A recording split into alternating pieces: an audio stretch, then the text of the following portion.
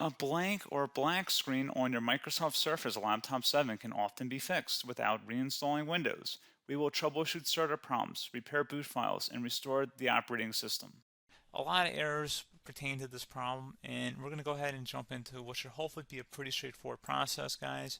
And we're going to go ahead and jump right into it. First thing I'd recommend doing would be to actually go ahead and boot to the troubleshooting utility on Windows 11. So if you do a hard power off 3 times in a row, Windows should automatically attempt to launch the startup repair utility. And if it doesn't find anything, it will give you the option to select advanced settings, in which case it will take you to a screen that looks like this.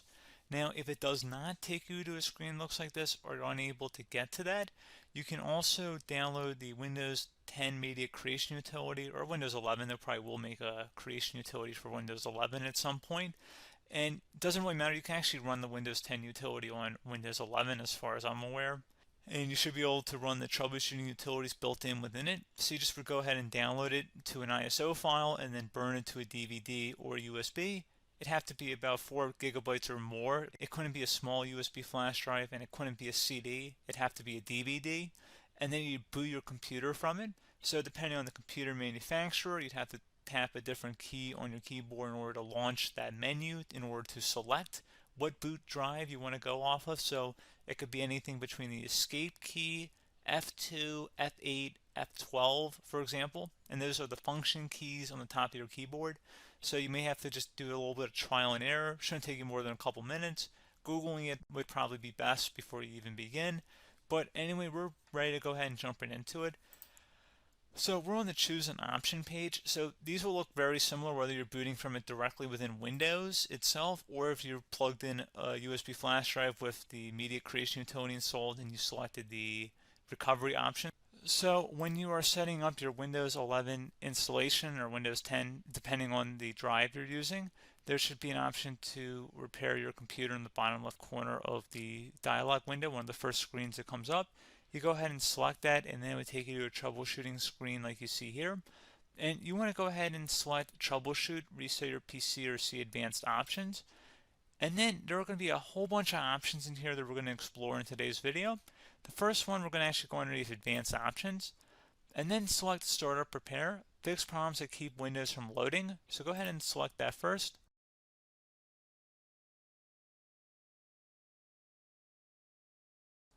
Okay, so you can see it could not repair our PC. That was our first option we could try. Something else, if we go back into advanced options here, and then select troubleshoot, we're going to go underneath advanced options again. You can go ahead and actually access safe mode by selecting startup settings. And then if you select the restart button, you have the option on the screen, select safe mode with networking, which will give you a key on the screen. It'll tell you which key to press to enter that.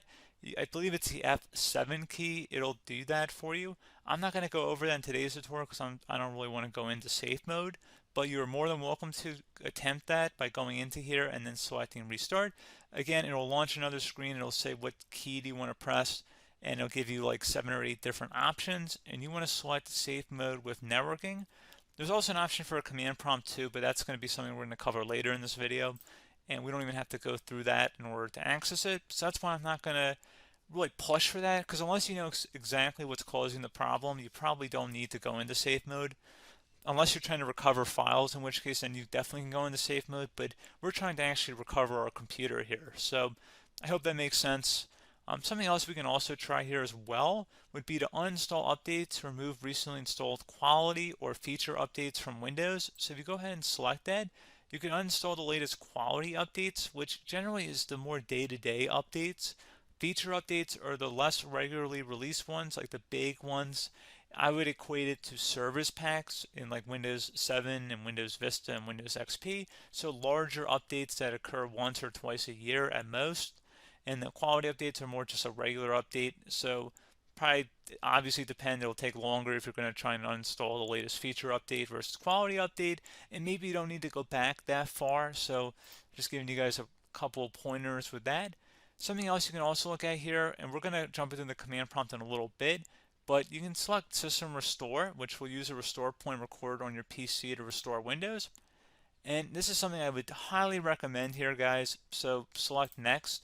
Assuming you have a restore point saved on your computer, you go ahead and select the most recently created one, and you'll select next, and then you'll select the drive. You shouldn't actually have to select the drive. You can scan for affected programs, but we're going to keep it all default here, and then we're going to select finish. So once started, system restore cannot be interrupted. Do you want to continue? I think we're going to select yes. I don't think we have anything better to do on our computer right now, so just give it a moment here to initialize. It will take a couple minutes to run, obviously depending on how large your hard drive is and how much is saved on the system restore point. So just give it a couple minutes here.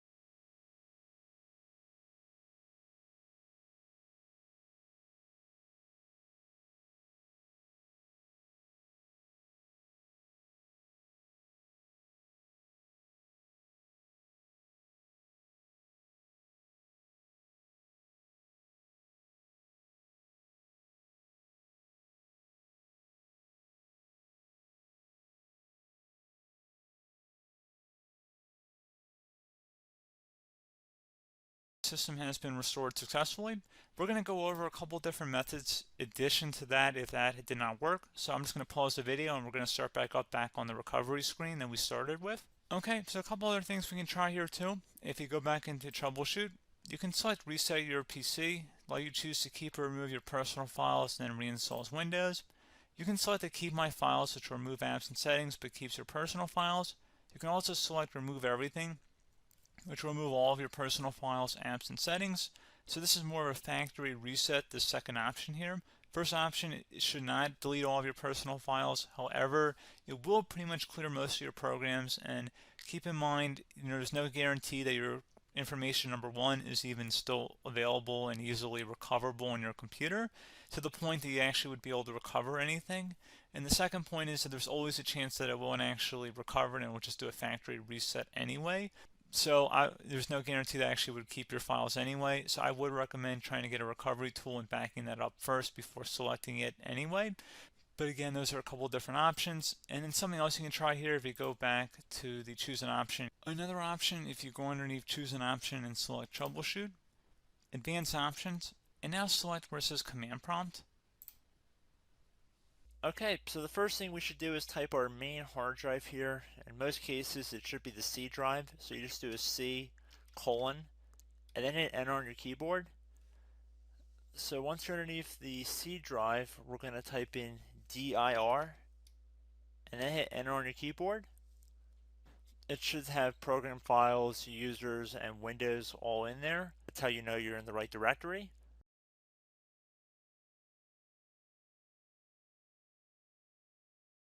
In some cases, it might be the D drive as well, so just keep that in mind.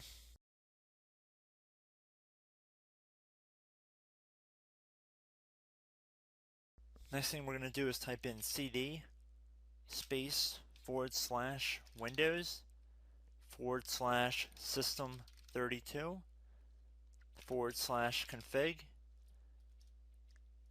and then you're going to hit enter on your keyboard.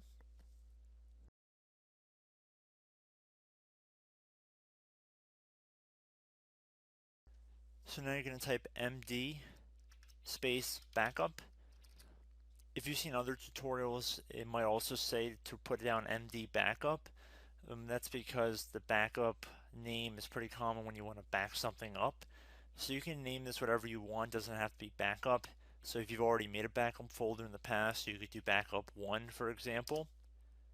So once you're done setting the name you want the backup to be called, hit enter on your keyboard again.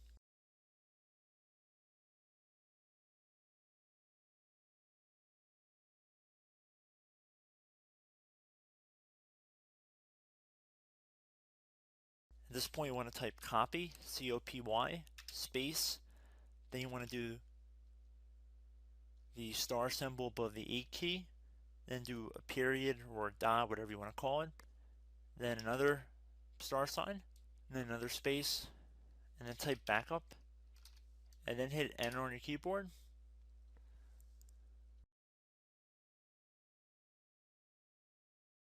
Now you want to type cd reg back, R-E-G-B-A-C-K,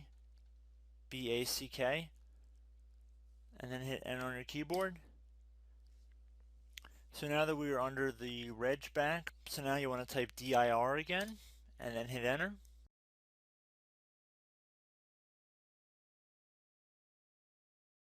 So now at this point we're going to type copy again. So copy, space, star sign, dot, another star sign, space, and then 2 dots. So we're going to type copy, space, star sign, dot, sign, star sign, dot, dot, and then hit enter on your keyboard again. So for overwrite, you want to overwrite all. So type A on your keyboard, so capital A, and then hit enter on your keyboard.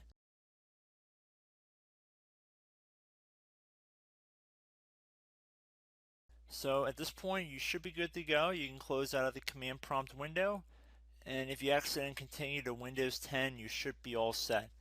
So I hope one of these 3 or 4 different methods we went through in this tutorial helped you guys out.